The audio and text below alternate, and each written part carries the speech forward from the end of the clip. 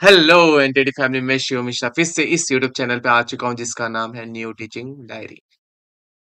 जैसे कि अभी हम लोग ने चैप्टर नंबर 1 साइंस 1 का जो है ग्रेविटेशन उसके इंपॉर्टेंट क्वेश्चंस देख लिए हैं। चैप्टर 1 के साइंस 2 का देख लिया है जिसका नाम है हेरिडिटी इवोल्यूशन। वो दोनों के हम लोग ने इंपॉर्टेंट क्वेश्चंस देख चुके हैं, इंपॉर्टेंट डायग्राम्स देख चुके हैं, कैसे स्मार्ट लर्निंग करना है, कैसे पेपर सॉल्व करना है, पेपर कैसे लिखना है।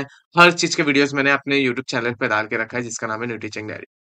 तो जैसे कि आज मैं आया हूँ फिर से इंपॉर्टेंट क्वेश्चन देने का साइंस 1 चैप्टर नंबर 2 जिसका नाम है पीरियोडिक क्लासिफिकेशन ऑफ एलिमेंट। ठीक है, इसके इंपॉर्टेंट क्वेश्चंस देखेंगे और भी कुछ अगर रहा इंपॉर्टेंट तो वो भी मैं बता दूंगा। तो हम लोग बढ़ते हैं सेकेंड चैप्टर की ओर। ओके, सो इसमें क्या क्या आने वाला है देखो, मैंने पहले ही बताया कि जो इसमें ये क्वेश्चंस होते हैं ये इंपॉर्टेंट होते ही हैं। ठीक है, मैं MIMP कर दे रहा हूँ ये सब का। इसके what are the type of the matters, क्या क्या किस टाइप के मैटर्स होते हैं, तो वो सब चीज एक्सप्लेन करना रहेगा। कितने टाइप्स ऑफ एलिमेंट्स होते हैं, smallest particle of matter called क्या बोलते हैं, फिर उसके what is the difference between of the molecules of elements and compound. तो ये सब इंपॉर्टेंट क्वेश्चन है जो एग्जाम में आते हैं। तो बच्चों इसको भी अच्छे से कर लेना। ये मैंने एक ही बार महा एमपी क्यों लिखा, क्योंकि 4 बार टिक कर चुका हूं मैं। अब अपने 4 बार लिखो तो मतलब नहीं है ना, तो मैंने पहले एक बार लिख दिया और 4 टिक कर दिया, तो चारों भी इंपॉर्टेंट है।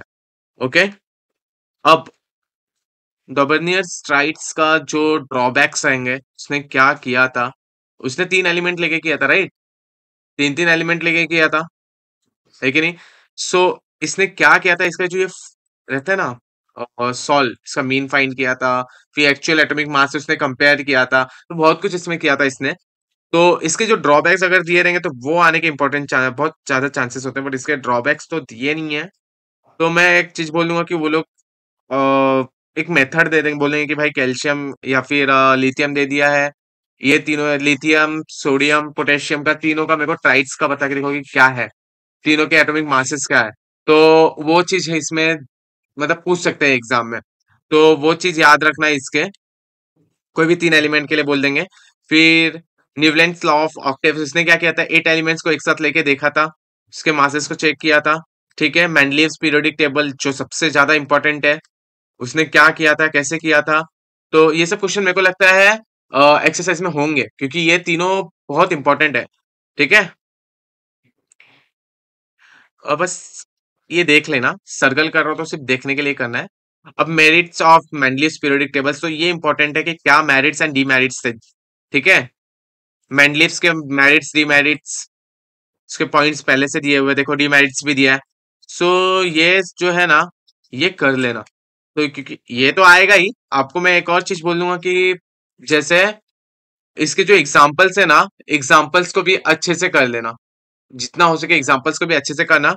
ठीक है, अब मॉडर्न पीरियोडिक लॉ, वो बहुत इंपॉर्टेंट होता है, तो ये भी एक कर लेना।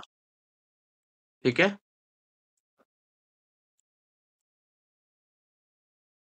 ओके। अब मॉडर्न पीरियोडिक लॉ क्या करता है, वो खुद तुम देख लोगे नीचे। मॉडर्न उसने क्या किया था, एक मॉडर्न पीरियोडिक टेबल बताया था जिसमें मेटल, नॉन मेटल, मेटलॉइड्स और भी ऐसे ऐसे एलिमेंट्स है जिसको उसने बाइफरगेट किया था, उसने अरेंज किया था बहुत अच्छे से। ठीक है, तो इसमें क्वेश्चंस क्या आ सकता है पता है, कि explain the modern periodic tables. एक क्वेश्चन आ सकता है structure of the modern periodic table, ये क्वेश्चन आ सकता है। या फिर किसी का पोजीशन पूछ ले तो वो क्वेश्चन आ सकता है। ठीक है, बस मैं जो बता रहा हूँ वो कर लेना, स्ट्रक्चर कर लेना, उसके इलेक्ट्रॉनिक कॉन्फ़िगरेशन जो भी रहेंगे वो क्वेश्चन आ सकता है। इलेक्ट्रॉनिक कॉन्फ़िगरेशन कैसे करते हैं, अगर ये तुम्हें सीखना है तो प्लीज कमेंट में मुझे बता देना, मैं बहुत अच्छे से इलेक्ट्रॉनिक कॉन्फ़िगरेशन बता दूंगा। 11 अब जैसे कि अगर आपने आगे साइंस लिया तो उसमें भी अलग टाइप से किया जाता है जो ब्लॉक्स के अकॉर्डिंग होता है इलेक्ट्रॉनिक कॉन्फ़िगरेशन, बट ये 10th है तो 10th में ब्लॉक्स के अकॉर्डिंग तो नहीं रहेगा, वो नॉर्मली होता है। वो कैसे होता है, उसमें KLMN जो शेल्स होते हैं उसमें कैसे बाइफॉर्गेट होता है, कैसे मेनली कॉन्फ़िगरेशन कैसे करते हैं इलेक्ट्रॉनिक कॉन्फ़िगरेशन, वो मैं बता दूंगा। अगर तुम्हें चाहिए रहेगा तो जस्ट मुझे कमेंट कर देना। ठीक है, ये आता ही आता है इलेक्ट्रॉनिक कॉन्फ़िगरेशन का। अभी ग्रुप वाइज कैसे डिवाइड किया ये क्वेश्चन आते हैं, ग्रुप 1, ग्रुप 2, ग्रुप 3, ग्रुप 4 कैसे किया है, उसमें क्या एलिमेंट्स होते हैं, वो सब चीज बताया। जैसे इसको भी याद करने का भी ट्रिक होता है। जैसे मैं 20 एलिमेंट्स का बता 30 एलिमेंट्स का बता देता हूँ कि ह हीली बे बकनो फनीना मगल सिप्स कलर कक्का साइंस टीचर वेरी क्रूएल मन फेको निको जिंग। ठीक है, तो ये 30 एलिमेंट्स के लर्निंग के मेथड्स होते हैं। मैं जहां तक बोलता हूँ कि हाँ 30 एलिमेंट्स अगर हम लोगों ने याद कर लिया है, सो वो बहुत इनफ होता है हमारे बोर्ड एग्जाम के लिए। ठीक है, अब पीटरसन इलेक्ट्रॉनिक कॉन्फ़िगरेशन उससे कैसे किया है वो ये नीचे बताया हुआ है। ठीक है, सो अब ये जो है ये मैंने ये इसलिए टिक किया था महा एमपी क्योंकि वो इलेक्ट्रॉनिक कॉन्फ़िगरेशन के बेसिस पे था। तो ये नहीं भी करोगे तो भी चलेगा, बट इसके जगह पे ठीक है मैं उसको इरेज कर देता हूँ ताकि आप आगे कंफ्यूज ना हो। ओके, तो सॉरी बैकग्राउंड वॉइस को थोड़ा निग्लेक्ट करना मतलब इग्नोर करना। ठीक है, सो अब जैसे ये इंपॉर्टेंट तो नहीं है, बट मैं अगर बोलूँ तो इलेक्ट्रॉनिक कॉन्फ़िगरेशन के मामले में ये जो शेल्स के बारे में मैंने बताया था वो इंपॉर्टेंट है, वो महा एमपी मैं बोल सकता हूँ।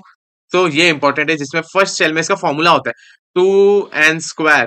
सो n मीन्स की नंबर ऑफ शेल्स, तो हमारे पास 4 शेल्स के यहाँ पे दिए हुए हैं।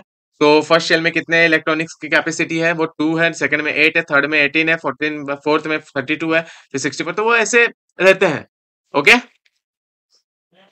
सो ये इंपॉर्टेंट है, सबसे महा इंपॉर्टेंट व्हाट इज वैलेंसी।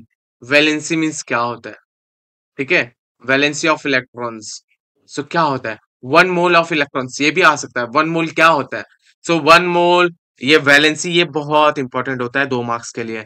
ये क्वेश्चन कभी पूछ सकते हैं, वाइवाज में पूछ सकते हैं, एमसीक्यूज में पूछ सकते हैं, कहीं पे भी पूछ सकते हैं ये। So periodic trends in the modern periodic tables, okay it's fine, of an element and its valency. ठीक है, अब इसने क्या बोला है कि इलेक्ट्रॉनिक कॉन्फ़िगरेशन करो और उसकी जो वैलेंसी है वो बताओ। तो ये एक इंपॉर्टेंट क्वेश्चन हो जाता है जो तुम्हें बहुत अच्छे से पूछा जा सकता है एग्जाम में। ठीक है, अब जो the atomic number of the beryllium is 4। ठीक है, सो while that of oxygen is 8, write down the electronic configuration of 2 and deduce their valency from the same। तो उसके क्या वैलेंसी से क्या है वो सब कुछ पूछा जा सकता है। ठीक है, अब यहाँ पे देखो 1 2 3 4 5 क्वेश्चंस दिए हुए जो कि सब के सब इंपॉर्टेंट होते हैं। ठीक है, ये सब भी इंपॉर्टेंट ही है।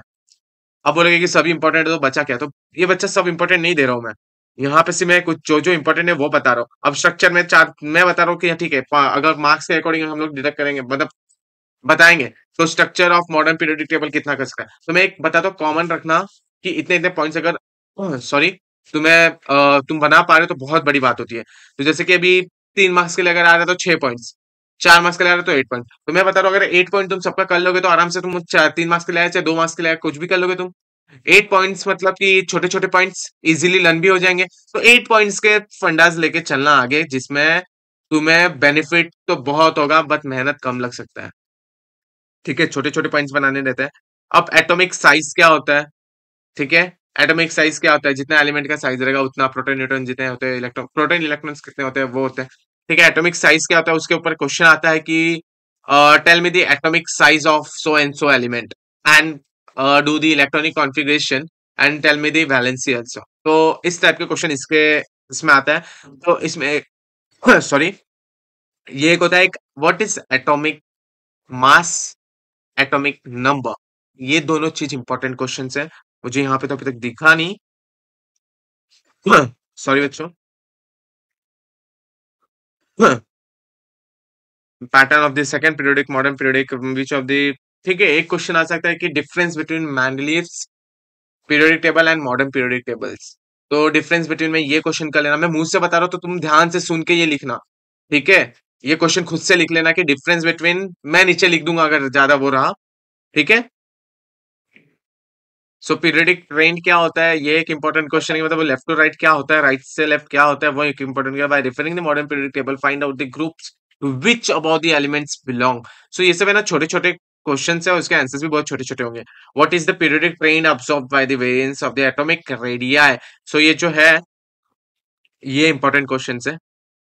ठीक है, और कुछ इतना भी नहीं करोगे तो भी। अब मेटेलिक कैरेक्टर, अब यहाँ पे क्या क्वेश्चन आता है पता है, explain the metallic and non metallic जो भी है एलिमेंट्स, या फिर डिफरेंस बिटवीन, तो difference between metallic and non metallic characters के ऊपर आ सकते हैं जो एलिमेंट्स के होते हैं।